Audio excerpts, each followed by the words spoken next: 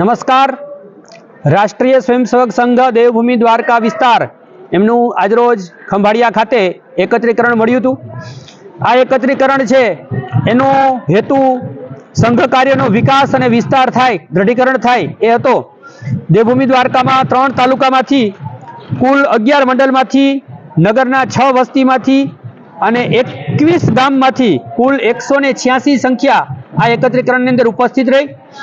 આ એકત્રીકરણ છે એના કારણે સ્વયંસેવકોમાં ઉત્સાહનો વધારો થયો છે. સ્વયંસેવકોને સંઘ કાર્ય કરવા માટેની પ્રતિબદ્ધતામાં વધારો થયો છે. આદરણીય પ્રાંત કાર્યવાહી શ્રી મહેશભાઈ ઓઝા અને વિભાગના અધિકારીઓનું બૌદ્ધિક માર્ગદર્શન મળ્યું છે અને બપોર પછીના ભાગમાં ખંભાળિયાની અંદર ઉત્સાહસભર સંચાલન નીકળ્યું.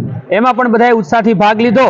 કુલ મળીને સ્વયંસેવકો છે એ સંઘ કાર્ય કરવા માટે વધારે પ્રતિબદ્ધ થયા છે અને ઉત્સાહ લઈ અને આ જે એકત્રીકરણ છે એ સંપન્ન થયું છે.